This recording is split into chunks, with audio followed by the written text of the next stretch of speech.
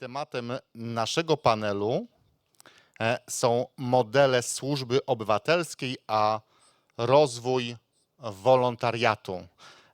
Gościmy dzisiaj bardzo radosnych gości z Francji, którzy nam opowiedzą, jak wygląda służba obywatelska we Francji, jak to wygląda na poziomie europejskim. Ale zanim do tego przejdziemy, czy moglibyście powiedzieć coś o sobie, o waszych organizacjach, w których pracujecie? Marii.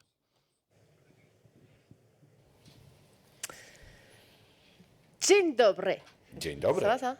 So I'm sorry, I tried to Przepraszam, do more, próbowałam but się it's too nauczyć difficult. więcej, ale polski So jest I za will trudny. just go on in Zatem English. I'm very będę happy mówić to be po here. angielsku. Actually, I am the founder Jestem założycielką, and the president of an NGO, prezeską non-profit organization NGO, in organizacji France, which non-profit is we called Francji, Unis-Cité. która nazywa się It means Unis-Cité, united for the co community. oznacza And zjednoczony which dla has been społeczeństwa. the model, Która the to pilot organizacja to była launch a modelem, national public policy, pilotem which is called dla Civic stworzenia Service. krajowej polityki And I służby will explain cywilnej. that, but maybe Będę we to can szerzej have wyjaśniać, the movie or- ale gdybym mogła poprosić o film wcześniej. Sorry. Przepraszam, zapomniałem o I mikrofonie. forgot to use the microphone. Zapomniałem, You że need to należy speak używać Polish, mikrofona. I think. Może mówić po polsku. Tak, zapomniałem mówić po polsku. Obiecałem, że będę mówił po polsku, będzie dla Państwa łatwiej. Zapomniałem, że jak są tłumacze, to zawsze trzeba mówić do mikrofonu. Mamy jeszcze drugiego gościa z Francji, z Paryża, jeżeli dobrze pamiętam. Czy mógłbyś coś o sobie powiedzieć? Dzień dobry, dziękuję za zaproszenie. Dzień dobry, dziękuję za zaproszenie. Cóż mogę powiedzieć? Mieszkam obecnie w Paryżu, ale we Francji mamy ten podział na wschód, zachód. Ja pochodzę z tej części najbliższej Polsce, bowiem ze wschodu.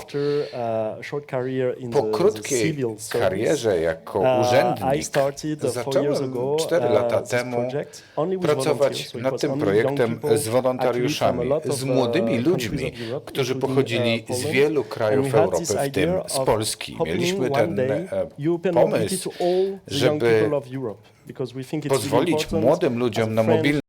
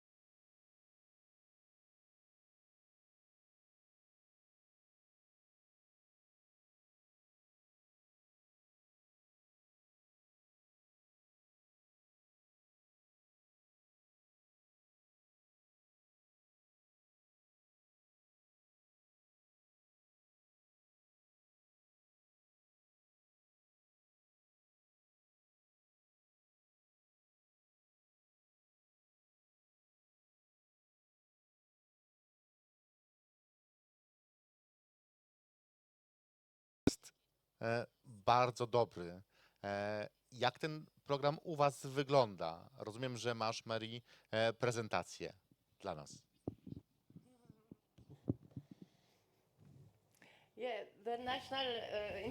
Tak,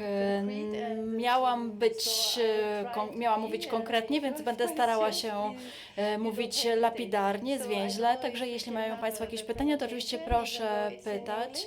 Moja prezentacja jest w języku angielskim, ponieważ polski nie jest Poprosimy moją o prezentację. najmocniejszą. Oczywiście Państwo, kiedy będą mieli pytania, proszę się nie krygować i zadawać.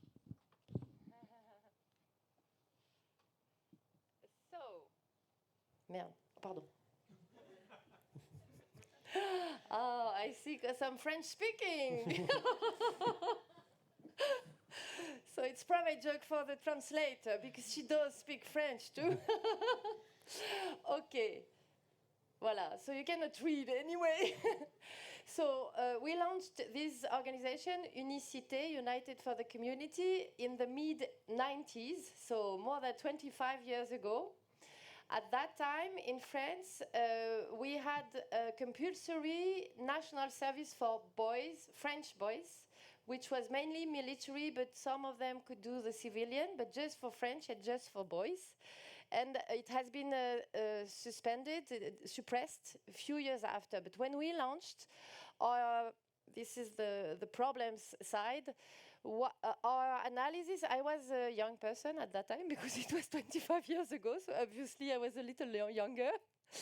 And the situation was, at least in France, that volunteering, occasional volunteering, as it's developed kind of everywhere, was really focused for highly educated, was socially discriminated, I would say. Like it was young people in university were doing some volunteering and people from more richer neighborhoods. So first element which explains what we did is that occasional volunteering was more for the upper people at the upper pyramid of Maslow, you know.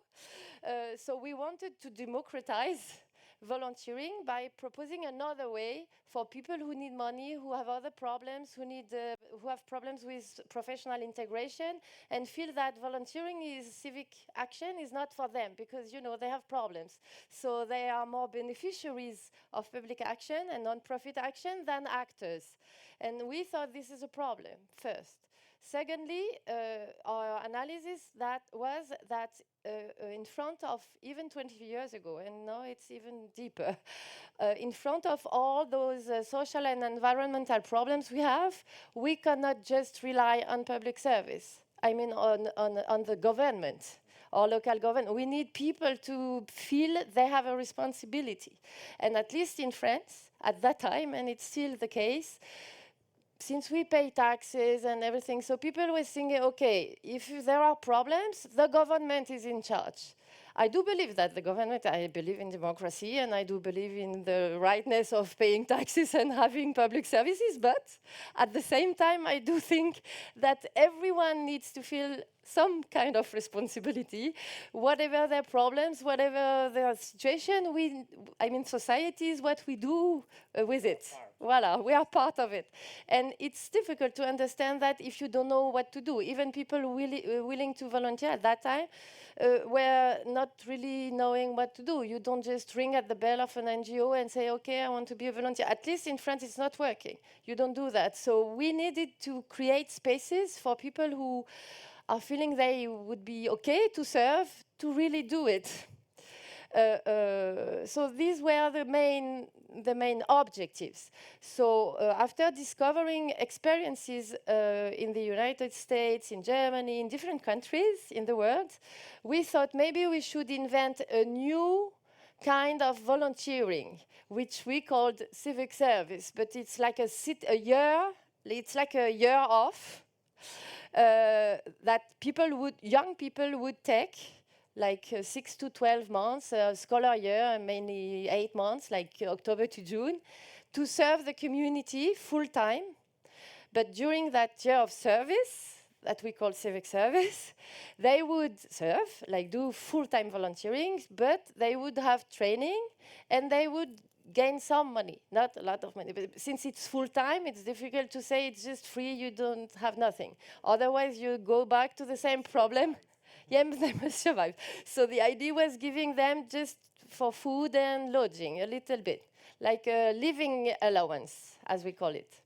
So we decided to launch that organization, Unis-Cité, United for the Community, to experiment this idea, having the vision that maybe it would really change the mentalities in the country if in the education of every young person, there would be between 16 and 25, a year, 1 year, that they would take to serve the community, together with all people from other backgrounds, because the third problem, I forgot this one, was that even at that time, we had a discrimination between people like immigrants and or even children of former immigrants living here, having born in the country, and the French, whatever, people from different religion. We have tensions, you know, like we have, I guess, in many countries.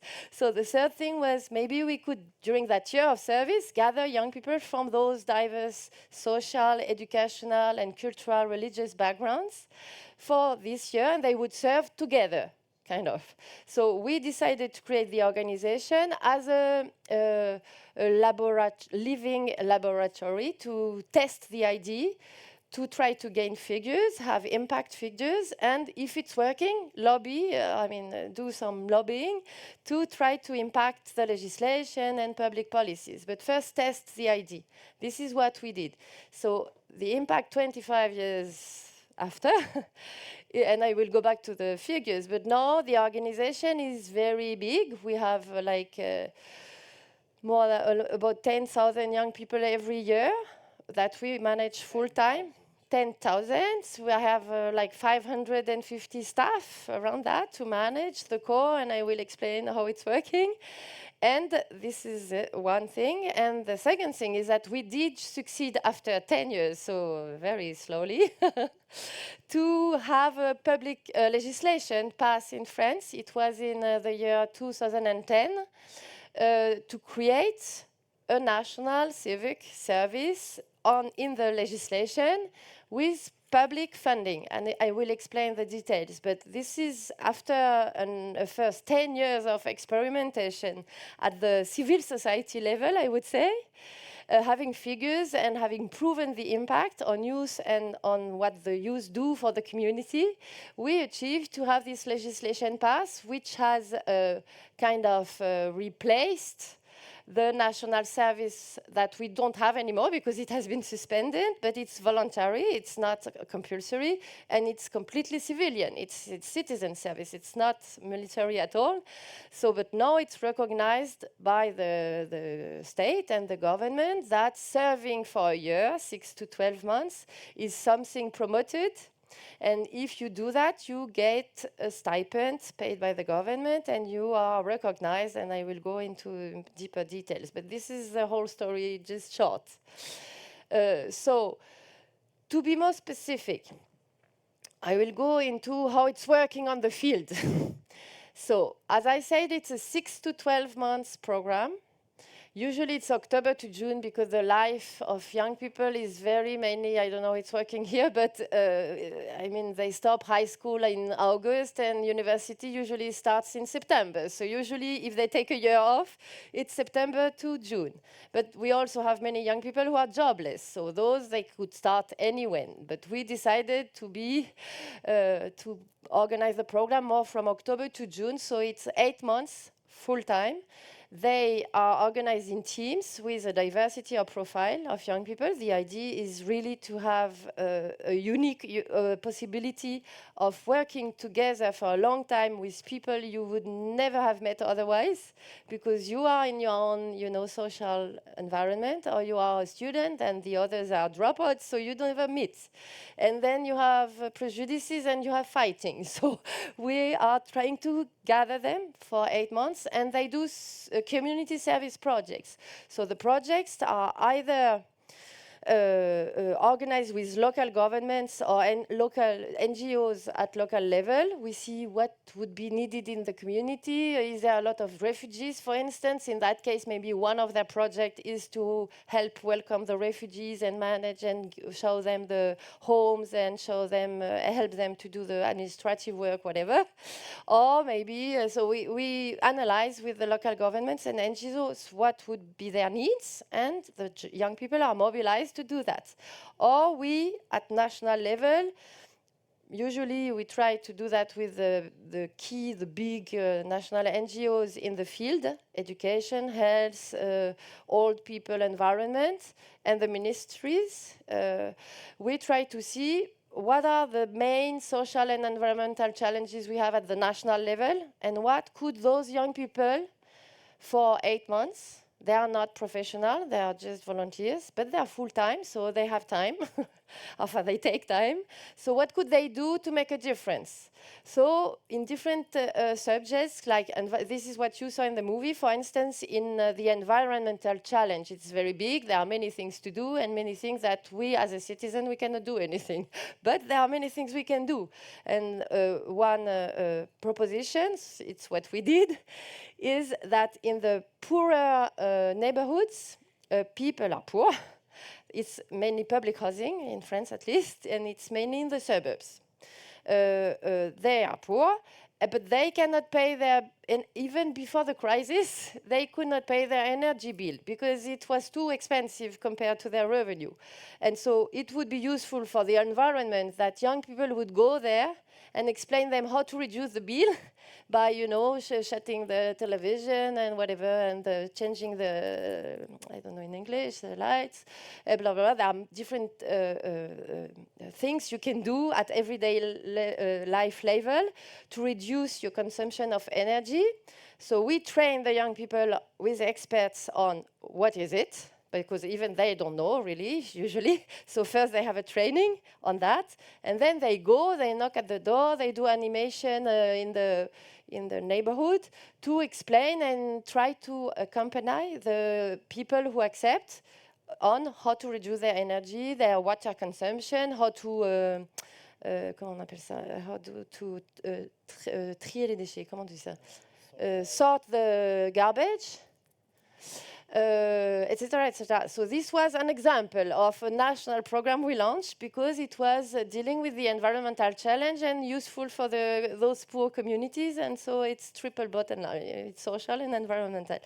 Another, and here you have examples. The one I explained to you is the middle one. The first one is in France. We have 2 million isolated old people living alone in their homes, and they have nobody. They have one visit per year. I mean, they have the nurse who is coming 5 minutes just to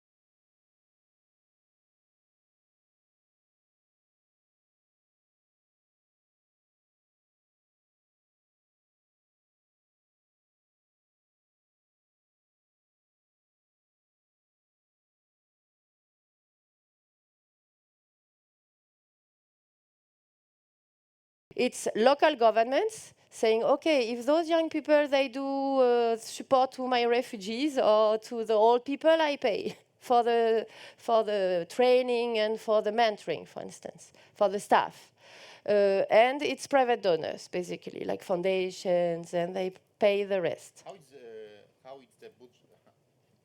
Tak, jak wielki budżet macie w ciągu roku jako organizacja właśnie na Là, c'est wolontariuszy? pas traduit. How is the budget? How is big the budget Ah. per year in your organization? So my organization is about per year 33 million, 33 million euros, but it's not counting. So you need to double. It's almost 70 million because the money which is given by the government to the young people, it doesn't go through the organization. It goes directly to the young people. There is now a system where the government is paying directly the 80% of stipend to the young people. So this is outside my budget.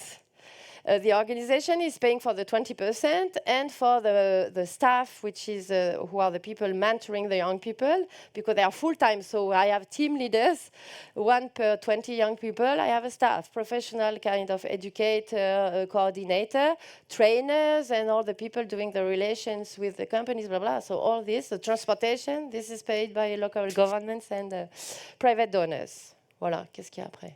So this, oh. Ok, c'est pas grave. Comment je fais le truc d'avant? Voilà. Bon, this is just how to show you that now that... Non, je vais faire l'autre d'après, c'est mieux. I speak French now. So this is the country, you don't care, we are everywhere.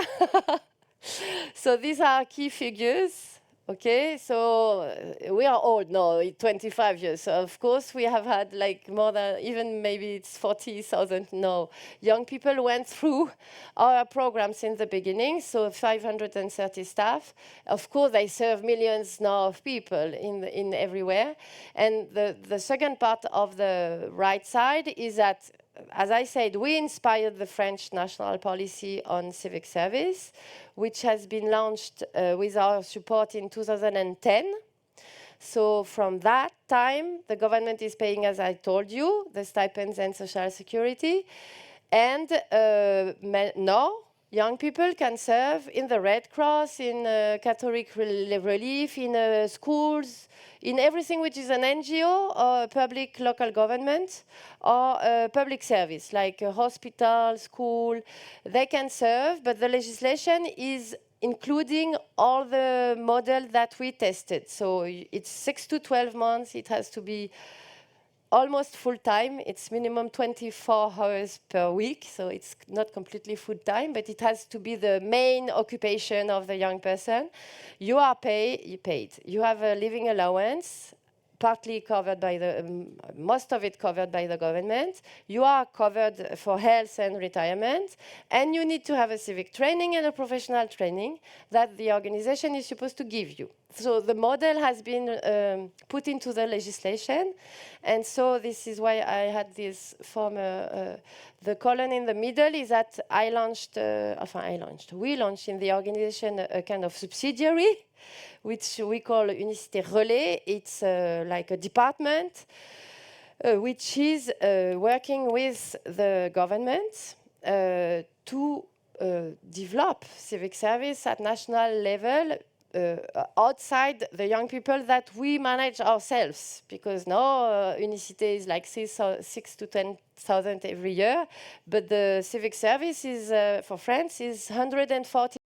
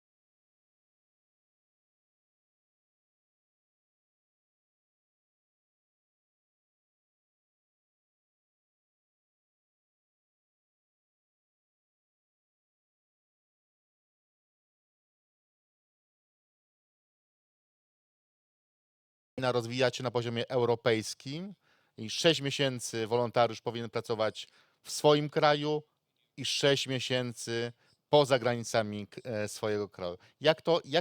Co się od tego czasu zmieniło? Jakie są perspektywy, że Unia Europejska czy kraje członkowskie będą wspierały służbę obywatelską? A lot of change, but very slowly. Like it's usually the case at European level. Maybe I will start by answering your first question, and I will say, dobrze być w kraju, taki dzielność wolontariucie pomagających Ukrainie. Il a bien dit? Yeah. Correct. We understand. Top przykład dla całej Europy. And I really mean it when I say that. And I think it's actually dealing with the heart of the question. Because the kind of crisis we have been through, and we have many in the recent years, of course, the threat of the Russian aggression is one of them, but also environment crisis, we spoke about it, the COVID, and so on. It really shows where this kind of program can bring positive support, like Marie explained. And I think this morning the Vice Prime Minister talked a bit, about what it means to be a democracy. I think we need to think also what is the added value of being in a democracy. And I think civic service tackle this very thing, because in our mind, the added value in a democracy, contrary to the other model that threaten those democracy, is you can rely on the citizens. When the Polish people, went in solidarity towards the Ukrainian refugees, nobody forced them.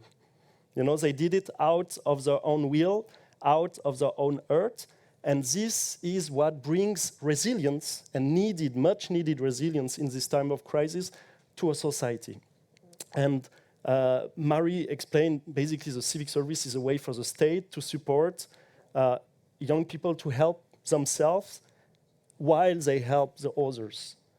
And I think it's something very important in a given society, because it makes us, be part of something bigger.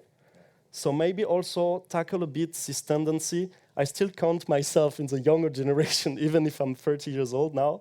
But this tendency, towards a bit of self-focused individualism, it's a very positive thing, but it can, make us a bit less solidary and have less brotherhood than we used to have in the past. And what is true at national level with the civic service is, of course, even more true at European level. And we have seen it again and again in every crisis European Union went through. And the question today, if the European Union is to survive and bring positive things to all its member states, all its people, is how do we stick together?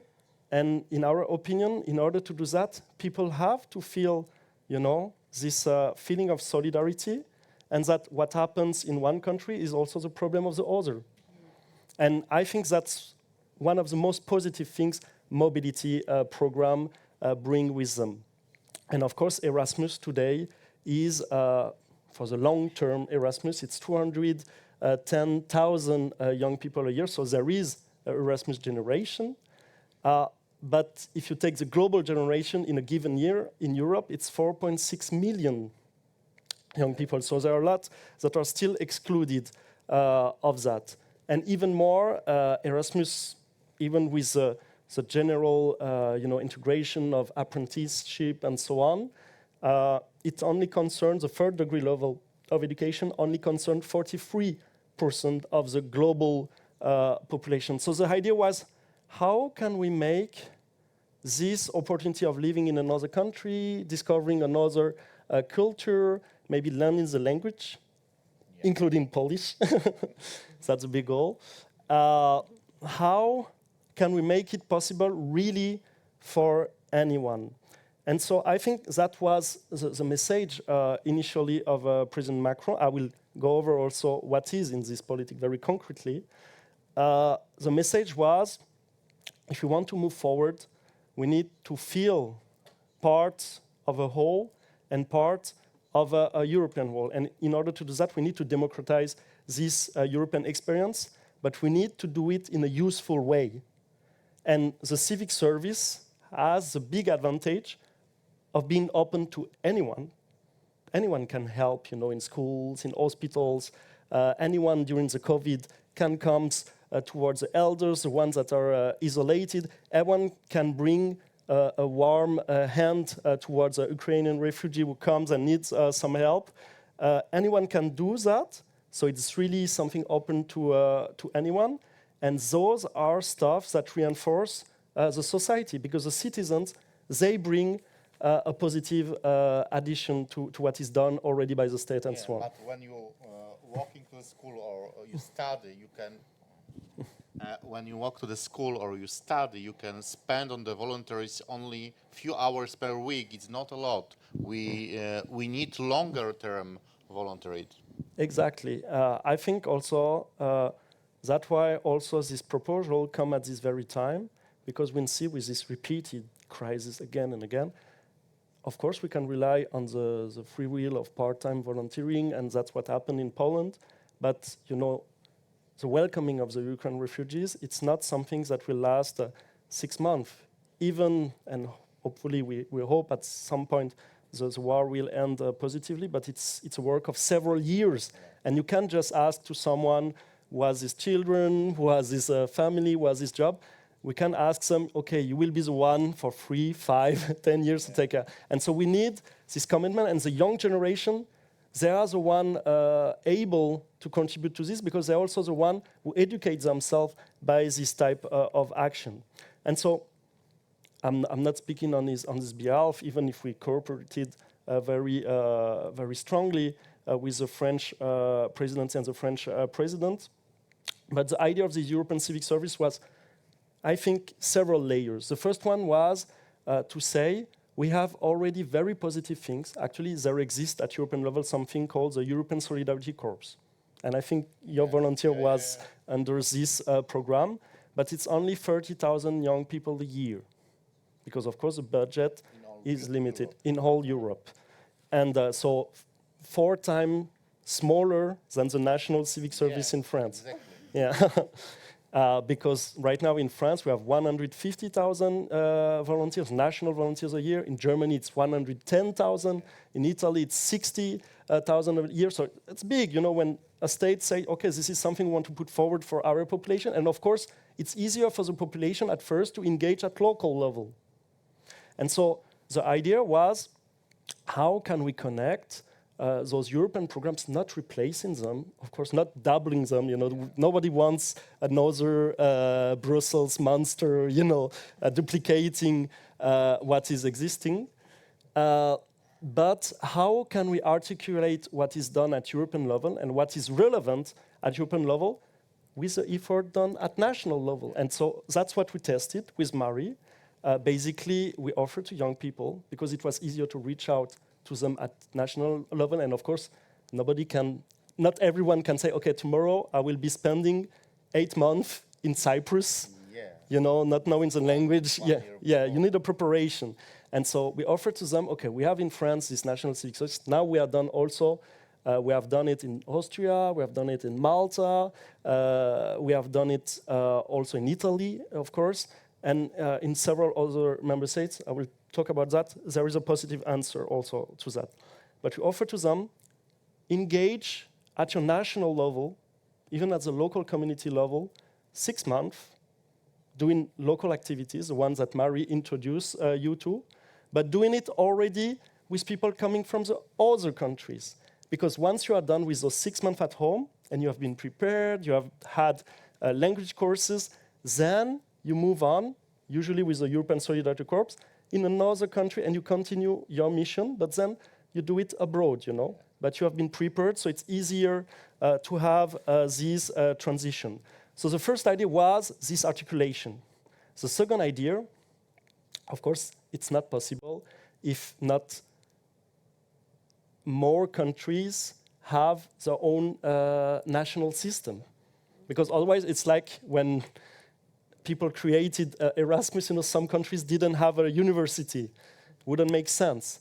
And so it is to encourage and maybe help at European level, help the member states willing to do so, to develop this kind of national program, also sharing the best practices. Because like Marie explained, those are national programs that actually work, help people to insert in the job market, actually the company. To be honest, that's not something we spoke so much about, but the company are very interested in those type of programs because it also means that the young people, they are not just out of a university with very theoretical skills, but they have actually acquired practical skills on ground, and they know how to work. But their first experience is not a work, just for money, if you pardon me the expression.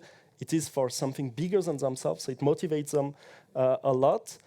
And those programs that work, that help also the people, to feel more citizens, basically not to wait what the country can do for them, but what they can do for the countries. So maybe duplicate them and propose to other member states to duplicate those kind of things.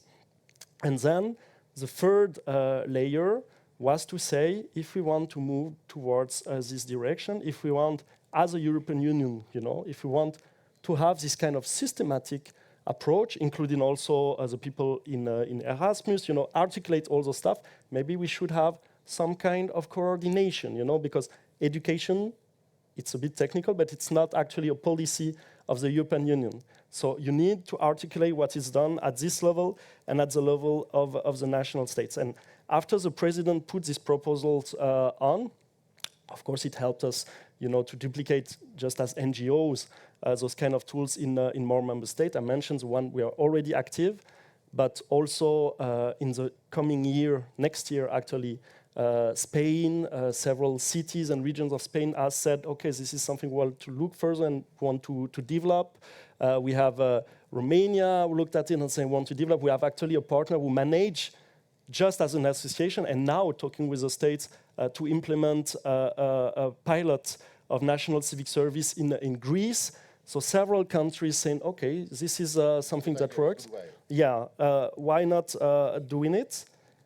And so then you can also build cooperation between the member states. Like France last year, a bit before the announcement of the president, probably it was also tied to it, France concluded a treaty with Italy saying, okay, we all have this program, we will exchange volunteers. So like an Erasmus of volunteers, because the French can come to Italy, the Italian can come to France, and it doesn't cost more. If you send one volunteer and you receive one volunteer, everyone is happy at the end. And this is actual positive European cooperation because it doesn't invade, what you do at your level because of course you know better your own country. But at the end of the day, you have a positive European result just connecting the initiatives at the national level. And so actually, after that, Malta, I was there 3 weeks ago, we launched a cooperation with the Maltese government. They have actually started last year their first pilot project of civic service. Actually, Portugal did it too, also after the proposal of Mr. Macron. And now Malta will have the same kind of exchanges of volunteers. So there is a lot going on. And, sometimes European policies seems, a bit difficult to understand. It's not very concrete. But what is good with this program, the first time we did it with Marie, it was in Metz, who actually used to be ruled by a Polish king. So I don't know if it was some kind of inspiration. But when we did it, it was in the middle of the COVID crisis. So a lot of people were isolated. Actually, those 24 young people, 12 French preparing at home, with already 6 German, 5 Italians, and the Belgian guy, everyone called him like that. There were the only young people in all France able to go out, because they had those missions of general interest. And they went in the elders' home, because they were teaching them how to better use, Zoom, WhatsApp, and so on in order to connect with their family, because people were not allowed to go out. And you should have seen, like people, and they were like, why do you help us? This is true in national civic service as well, but then say, okay, you help us, but you are from Italy, you are from another country, and they felt really the meaning of European solidarity. And I think it's something we need, because when something happened to Poland, we shouldn't look the other way, We should feel this feeling of solidarity. And the idea of this program is to build it, one young person at a time, and then again. And very concretely, there are talks now at the European level. Actually, there was a recommendation of the European Union Council on the 5th April of this year, saying basically, yes, we need more articulation. Yes, we need maybe to give some help to the member states that would like to develop so. I hope, but this is the job also of the Polish, the French diplomats and so on. I hope at some point, there is maybe, they will create maybe a easiness to use European funds like the European Social Funds, the European Youth Guarantee, or at least the European Solidarity Corps, in order to allow states, maybe like Poland, that would like to develop these kind of tools. But we have everything needed. It's not even a matter of money, actually. Of course, at some point in France, 150,000 young people, it costs. I guess the budget is like 200 million euro a year. It's more than 500. 500, sorry, I was a bit low with my figures. Yeah, but this is not, this is one of the only social policy. Actually, it's not a cost, it's an investment, because those young people, they contribute actively every single day to the society, and those are the young people you don't have later on, to accompany towards work, maybe also to take care, because, like Marie said, some of them could do bad things. I will always remember, and I will finish on this, when we had our very first event like this one, it was before even the French presidency of the Union, we took the volunteers, and one of them, he said, he wasn't even already gone for his mission outside of the country. He said, it's actually the first time I feel European, and it's actually the first time I feel part of society, because all my life I was told what to do, I was taught by failure, but here I see I am able to contribute positively. And basically this program, I think it's about changing life. And it's true either for the people who lacked those kind of opportunities in their lives, it's basically a second chance, but it's also true, myself, I come from a small town in France, in eastern part of France, nearby Germany. But I have done big studies then in Paris. And when you are on those kind of tracks, maybe sometimes you lose track, of what it means, like actual social impact. And if you have the young people at some point, not for a long time, 6 months, 1 year, in a whole life, it's not big, but they do activities in the hospital, in the school, and so on. When they become then big lawyers, civil servants, they develop the company and so on, these actually change the society, because you don't have the same approach when you have seen what it means to be part of society and to be part of solidarity and to be part of the social services. Thanks.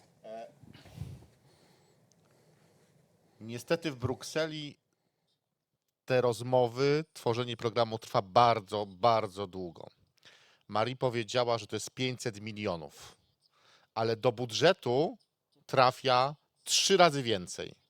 Ja pamiętam w Brukseli na spotkaniu w parlamencie, jak politycy dziwili się, kiedy Eurostat podał, że wolontariusze tworzą 2% PKB, średnie PKB w krajach europejskich. To ich zaskoczyło. Budżet IWS-u to jeden z najmniejszych programów w programach europejskich, a tworzy naprawdę bardzo, bardzo wiele. Ja zazdroszczę bardzo Francji waszego programu. Liczę na to, że Wojtek Kaczmarczyk, dyrektor Narodowego Instytutu Wolności, uda się mu przekonać naszych polityków, że taki program trzeba również wolontariatu długoterminowego stworzyć w Polsce. Mamy jeszcze chyba 5 minut, ale chętnie oddałbym mikrofon Państwu. Jeżeli macie jakieś pytania, to zapraszam do zadawania.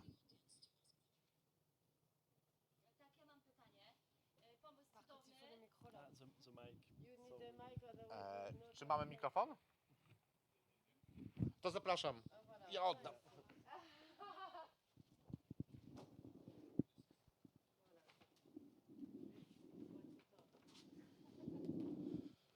Chylę czoła, ponieważ to, co pani zrobiła, jest dowodem na to, że jedna osoba ma wpływ na cały świat. Także to jest wielkie brawo dla pani. Natomiast pytanie, jak w praktyce, kiedy przez kilka lat jest to już wprowadzone, jak w praktyce odbierają to pracodawcy, którzy mają młodzież, która jest już po służbie cywilnej, oraz obok stoi osoba, która nie ma służby cywilnej w swoim doświadczeniu. Jak to jest praktykowane? Czy osoba, która przeszła ten etap służby cywilnej, jest jakoś lepiej traktowana i ma większe szanse na zdobycie pracy, kariery, ścieżki zawodowej? Czy w praktyce jest to jakiś prestiż i jakaś dużo większa korzyść oprócz mentalnych i duchowych dla młodzieży? Dziękuję. Thank you for the question, and yes is the answer, and more. So we even have figures on that. So I said yes.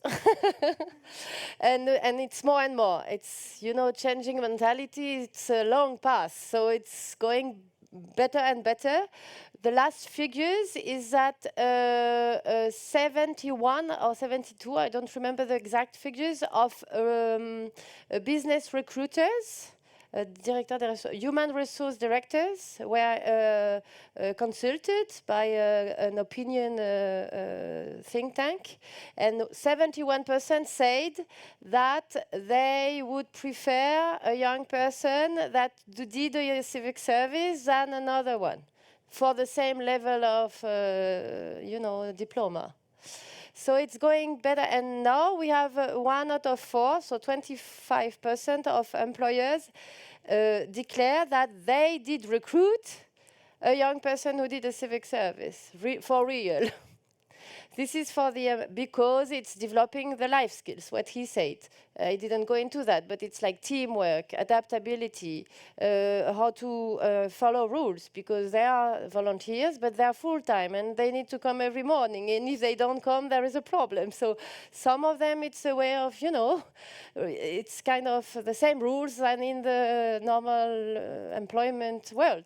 So those life skills are very, and more evaluated by the employers. Because now, it's like Greece. I was discussing with the Greek program. I was there to help them launch the program. And the company, they have 82% of young Greek are very highly educated, like bachelor or master, and they have an employment, and they have companies looking for, and they told me, the business leaders, that they don't have the life skills. They have the head, but not the life skills. This is what employers say, but and during civic service, this is what you develop, the life skills. So it's going more and more. And now I'm trying to have this. Thank you for the question. Okej, zapraszam jeszcze. Zapraszam tutaj.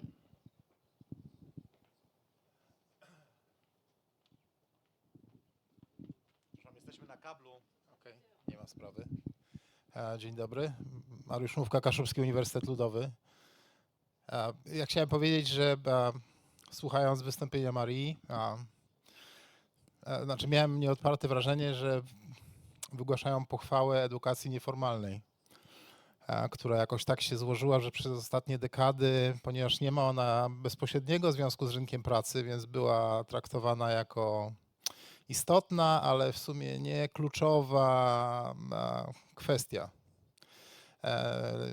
Również wątpliwa, jeśli chodzi o wsparcie publiczne, ze względu na być może ten model, o którym opowiadaliście, on jest w podstawach, fundamentach, on jest bardzo bliski modelowi Uniwersytetu Ludowego, ponieważ jak gdyby istotą tego było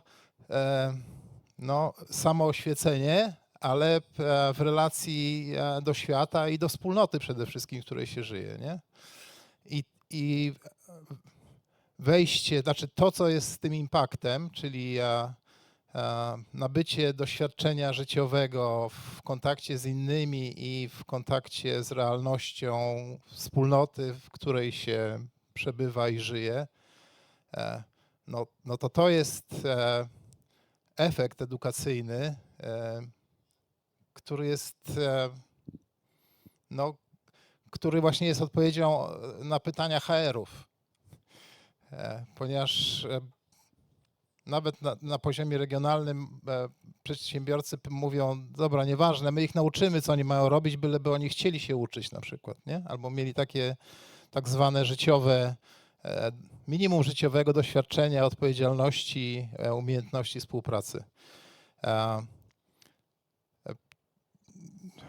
Chyba nie dam rady sformułować pytania, ale chciałem powiedzieć, że to było inspirujące i myślę, że jest właśnie wiele wspólnego w takim podejściu. Niech żyje nieformalna edukacja. But even if there was not really a question, I want to react that we did. It was the same thing in France that. Non-formal, informal, whatever education is not really, it's not really something which is highly funded or highly supported. It's just to share with you that it's not only in Poland, it's everywhere. But we need to know that and I used two things that are different, which is the impact on professional integration. So we did show that this is not a professional program, it's a civic program, it's around civic engagement, how to deal. But we did show that it does have an impact on professional integration. So we decided to use, and it's delicate, like for some non-profits in the informal education, were seeing me and us as the bad boys because we were using figures of the professional integration word in such employment, which is not us because we are civic engagement and it's different. But this, I don't think it's useful just to separate things like that. I mean, we develop human, and the human, his civic, his he needs, to earn his life. So, and we need to talk to politicians with the figures that are useful for them. So I did use the professional, the insertion, employment words to convince the politician around investing in the program, more than the informal education words. I don't know how to explain. So I think we should dare doing that, otherwise we are not listened to. Je sais pas si c'est clair. I think we can take a bit more question, and after that I will add on this if there are any. I think I can agree only one question more. Yeah. Mogę się zgodzić jeszcze na jedno pytanie, bo na górze czeka obiad. We have the lunch time. We'll be finished. No lunch. No, I'm joking. No question? Jedno pytanie. Here. Później organizatorzy urwią mi głowę. Ja w imieniu organizatorów. Czy te kompetencje życiowe, że tak powiem, certyfikujecie jakoś? Tak jak Komisja Europejska proponuje UWPAS-a, a czy wy macie jakiś swój lokalny certyfikat do tego? Yeah. We are working on that, and we're using the European framework. Diagorient is based on we are right now in the process of experimenting Diagorient, which has been built on the European, what has been worked at European level. But I think it's not sufficient. We need to, it's not enough. So we have a lot of work on that certification part. And just maybe to add on this and the question about employers, I think it's quite obvious in France because we came from a situation where French is a very theoretical place, and we like to talk and hear us talking, yeah. And actually, I mean, 10 years ago it wasn't so common, even for the family and of course for the employers to be comfortable with someone taking some time off, volunteering and so on. And now, just 10 years after what Marie managed to implement, now it's something so natural. So it's not because a situation is like this at one moment that it doesn't mean, even French people can evolve, so I'm pretty sure the others can too. And what is striking with the position of the employers, and I think it's the most, showing example. And now, what is really big in France is like mentoring. And actually, so many employers, they allocate human resources, as part of the social responsibility of enterprise. One of the big things they do is like they say to their employees, okay, you have to involve with young volunteers. Why they do that? Of course, I think they are very involved with the society, they want to help, but I think also they know where the interest is. Because this is something, of course, it enables them, to connect with later on valuable human resources. So they do see the interest of what is developed within this frame. And also they want even their own employees to develop those kind of informal education skills. And I can give one other example. In Malta, so last year when they kickstart their own program, what they did, they made volunteering part of the courses of the main University of Malta, with also the only one. So it means if you want, to have additional credits, and you can actually validate as part of your university courses, volunteering activities. And I think this is something also, we spoke about the European framework. I think this is something, this is a direction that we are going to take. There were, for instance, actually a proposal at the European Parliament a few months ago about this, giving actual recognition, both informal and also formal, maybe even recognized as part of education, to those kind of things done. And I can only join you in what you said earlier, but I'm very optimistic at that, and I think I can say freely, I have to go to the embassy after, but I know it's the case.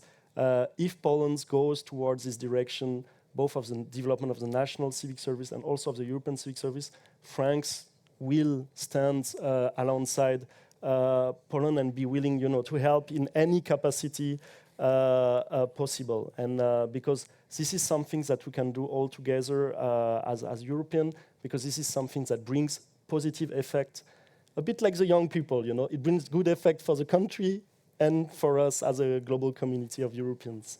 It's a good idea to cooperate between Brussels, Warsaw and Paris to create new program. I think we can talking about the volunteers all the day, but the lunch wait for us. Bardzo dziękuję Państwu za udział w naszym panelu. Bardzo dziękuję Wam za to, że podzieliliście się Waszym doświadczeniem, jak to wygląda we Francji na poziomie europejskim. I liczę na to, że wszyscy politycy europejscy przychylą się, że wolontariat to nasza przyszłość. Bardzo dziękuję.